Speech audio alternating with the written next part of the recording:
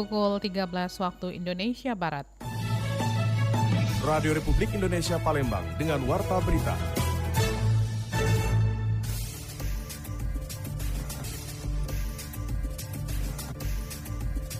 Sumatera Selatan diharapkan bisa mandiri pangan sesuai harapan Presiden RI.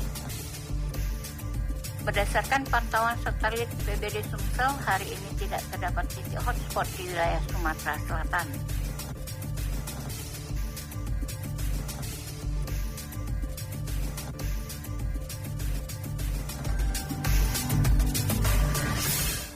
Pendengar, itulah di antaranya beberapa informasi yang kami hadirkan siang hari ini Selasa 5 November 2024 yang berhasil dihimpun tim redaksi Radio Republik Indonesia Palembang. Saya Tata Edin, sinilah berita selengkapnya.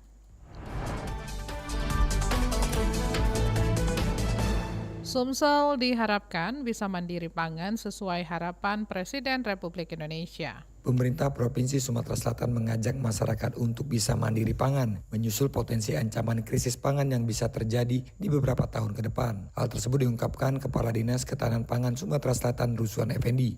Menurutnya masyarakat dapat memanfaatkan lingkungan yang ada di rumahnya untuk bisa bercocok tanam sebagai upaya menghadapi ancaman krisis pangan yang bisa terjadi tersebut. Keamanan pangan dalam arti bahwa kita bisa mempertahankan hidup atau bisa memenuhi kebutuhannya, juga yang kita konsumsi adalah aman.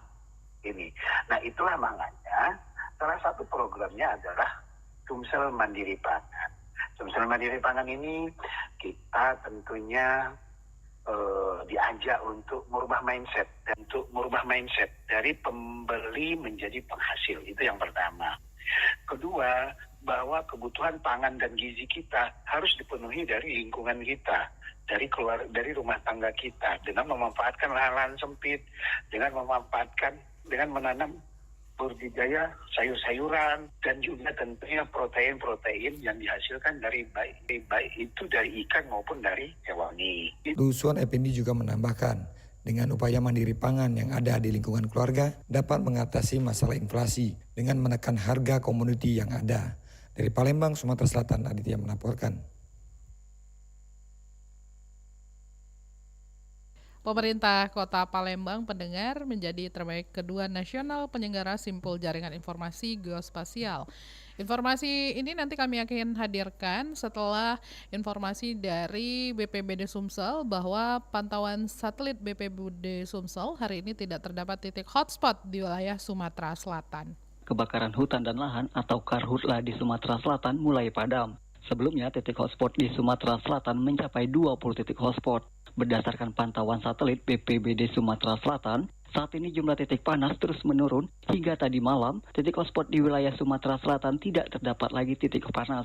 Sebelumnya terdapat 2 wilayah di Sumatera Selatan yang masih terjadi kebakaran hutan dan lahan seperti Ogan Kemering Ilir dan Muara Enim. Kepala Bidang Penanganan Darurat BPBD Sumatera Selatan, Sudirman menjelaskan saat ini di wilayah Sumatera Selatan telah padam, pihaknya akan kembali melakukan patroli udara siang ini untuk melakukan pengecekan ke lapangan untuk memastikan kondisi di daerah tersebut. Satelit kita beri spot hari ini tidak ditemukan berdasarkan aplikasi tidak ditemukan hotspot, no hotspot, tidak ada hotspot AS hari ini yang terdeteksi karena kemarin di Sumatera Selatan khususnya Palembang ada beberapa daerah diguyur hujan, jadi kemungkinan besar hari ini tidak ada hotspot, tetapi kita akan cek melalui helikopter patroli udara siang ini untuk memastikan kembali HS yang ada di hari Minggu. Ditambahkan Sudirman, pada hari Jumat terpantau ada 20 titik hotspot di wilayah Sumatera Selatan.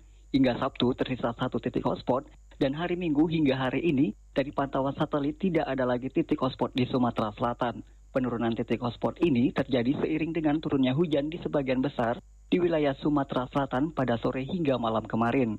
Dari Palembang, Sumatera Selatan, Muhammad Irfan terus mengudara untuk Indonesia. Pemerintah Kota Palembang menjadi terbaik kedua nasional penyelenggara simpul jaringan informasi geospasial sehingga meraih medali perak dalam penghargaan Bu Mandala Rajata Bu Mandala Award 2024. Sekda Palembang, Aprizal Hashim mengatakan bahwa penghargaan ini merupakan yang ketiga kalinya secara berturut-turut dalam kategori pemerintah daerah tingkat kota, kinerja simpul jaringan informasi geospasial terbaik dari Badan Informasi Geospasial atau BIG. Beliau menjelaskan yang dinilai menjadi kota nomor 2 terbaik secara nasional dalam penyelenggaraan sampul jaringan informasi geospasial sehingga meraih penghargaan Bumandala Rajata atau medali perak pada Bumandala Award 2024. Aprizal juga mengatakan pendengar bahwa penghargaan itu diberikan kepada Pemkot Palembang setelah melalui berbagai tahapan seleksi dan juga penilaian yang ketat. Penilaian dilakukan terhadap pengembangan 5 elemen infrastruktur informasi geospasial, yaitu kebijakan, kelembagaan, teknologi, sumber daya manusia, dan standar.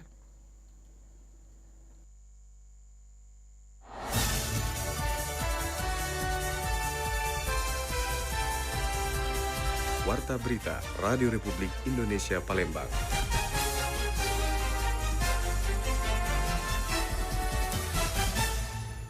Pendengar, Satuan Reserse Narkoba Palembang berhasil mengamankan residivis kurir narkoba lintas provinsi di rumah susun Palembang. Satuan Reserse Narkoba Polrestabes Palembang berhasil menangkap seorang residivis berinisial EY yang berperan sebagai kurir narkoba lintas provinsi. Dari tangan E, polisi menyita 1 kilogram sabu-sabu. Kapolres Tabes Palembang Kombes Haryo Sugihartono menjelaskan E baru saja menghirup udara bebas sebelum kembali ditangkap di rumah susun saat menunggu pembeli dengan barang bukti 1,39 gram sabu. Setelah penangkapan, polisi mengembangkan kasus tersebut dan menemukan 1 kilogram sabu yang disimpan E di sebuah rumah yang masih dalam proses pembangunan di Kabupaten Banyuasin. Seiring dengan penangkapan tersebut, kami menemukan petunjuk dan kami kembangkan yang pada akhirnya kami atau tim menuju ke Jalan Buya Rizki Borak, Perumahan Jasa Regensi yang berada di Kelurahan Mariana, Kecamatan Banyuasin. Di TKP tersebut dan terhadap sebuah rumah kontrakan yang belum selesai, yang notabene dijadikan sebagai tempat penyimpanan narkotika jenis sabu, dan setelah melakukan penggeledahan kita menemukan kurang lebih 1,054 gram sabu. Dari keterangannya, narkoba tersebut berasal dari luar negeri dan diselundupkan ke Riau sebelum dibawa ke Palembang. E mengaku sudah pernah ditangkap 2 kali dengan kasus yang sama. Kali ini dirinya terancam hukuman penjara seumur hidup atau lebih dari 20 tahun. Lamsihar Silitonga melaporkan.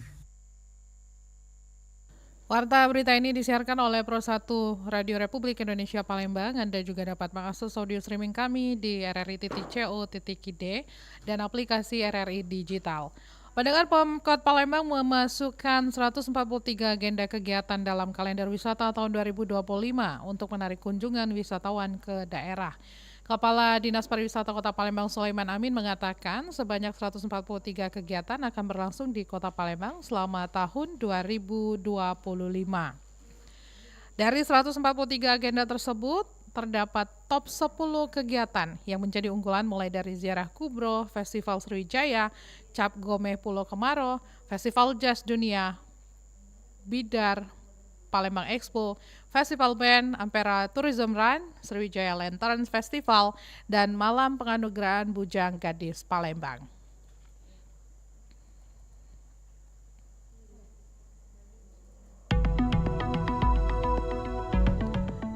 Demikian berita Pro 1 Radio Republik Indonesia Palembang. Mewakili kerabat kerja bertugas, saya Tata Edin. Atas perhatian Anda, saya ucapkan terima kasih. Selamat siang.